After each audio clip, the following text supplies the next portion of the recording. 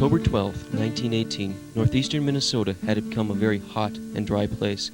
It had been a summer of drought, only 6 inches of rain in the previous 9 months. On that warm, summer-like Saturday, an event that would be ingrained in the survivors' memories for life came and destroyed. It was the fire of 1918.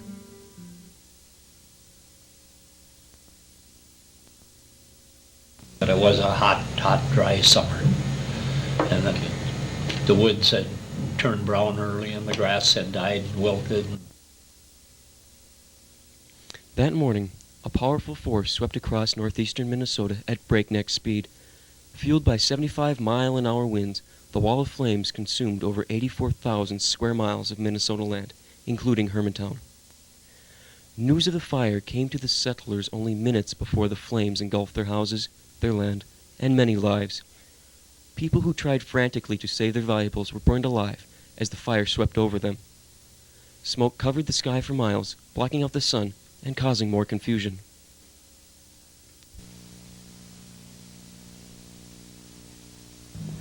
My uncle came and he says, "Out now, come on, let's go. The flames are over the tops of the trees." So she scrambled out, and of course the only piece of baggage that she was able to take with was me.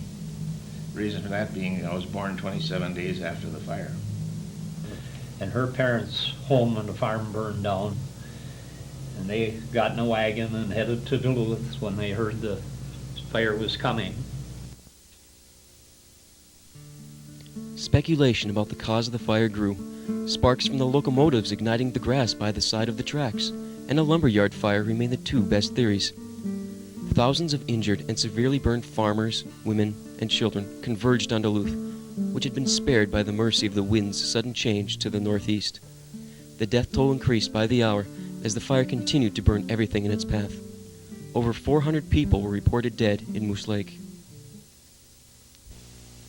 So I remember my mother gave me a wet cloth to put over my face, nose and mouth. So when we walked across the alley into the next house, to their basement, and we stayed there until about 3 o'clock in the morning. And you know, that little girl was all burnt, and she had to go pick her out amongst 2 other little girls, the 3 girls that burnt in that truck.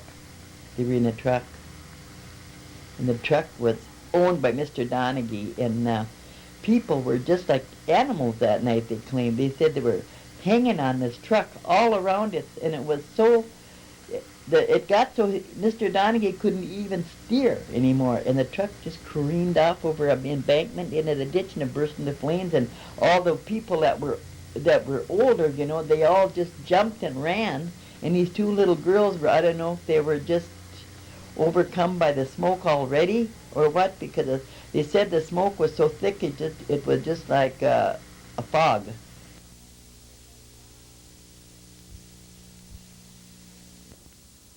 The next day, area newspapers told stories of horror and death, heroism and bravery, human loss and emotion, sometimes exaggerated, sometimes inexact, but seldom without emotion or excitement. The cities that were burned included Cloquet, Brookston, Moose Lake, Hermantown, Floodwood, Willow River, and other small towns where heavy losses were evident. In a letter sent to all the students following the disaster, Cloquet School Superintendent Peter Olson wrote the students to tell them not to give up and to be thankful that they were alive. We have seen the property of a city of 9,000 destroyed in a few brief hours. Though we had prized highly of that property, it could not represent the supreme values of life itself, and thus it is more important to appreciate what we are than what we have. The spirit of the people is and must remain a greater asset than property. While Cloquet and Moose Lake were almost completely destroyed, Hermantown also felt the heart of the fire, and property lost in Hermantown was costly. 14 people were reported dead in Hermantown. They left in the forenoon, I think she said 10 or 11 o'clock, and by the next morning it was all over, as far as it had already traveled on east toward the lake. So it was just the one day and one night that it wiped everything out. And in that process, of course, of the fire and the smoke and everything, we both had influenza, and I wasn't expected to live, but I made it. The death and destruction over 250,000 acres remains one of the great natural disasters of U.S. history.